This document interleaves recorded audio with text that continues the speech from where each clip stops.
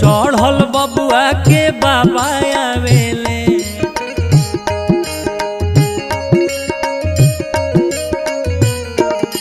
हथिया चढ़ल बबुआ के बाबा आवेले।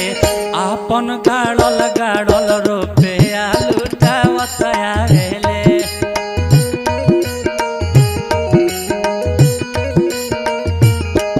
अपन गाड़ल गाड़ल रुपया उड़ावत आवेले।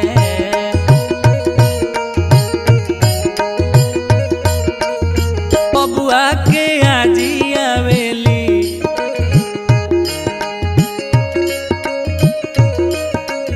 ए जी पालकी चढ़ल बबुआ के आजी आवेली। अपन आचारा से रुपया उड़ावत आवेली।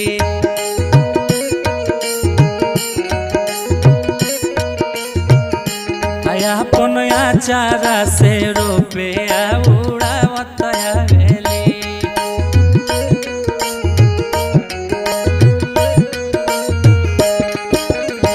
घोड़वा चढ़ल बबुआ के पापा आवेले।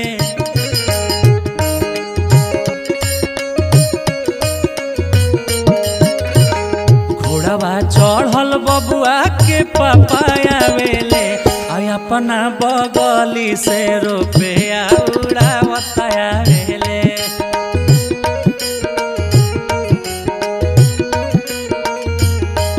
अपना बगली से रुपया उड़ावत आवेले।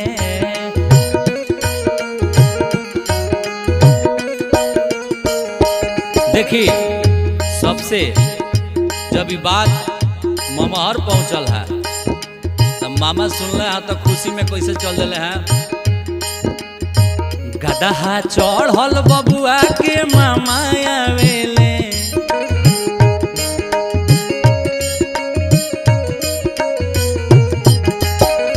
गदहा चढ़ल बबुआ के मामा आवेले। अपन खाली खाली हाथ देखावत आवेले।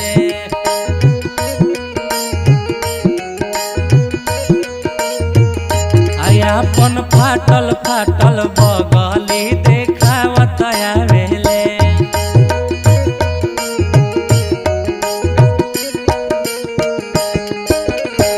सोहर गावत बबुआ के फुआ आवेली।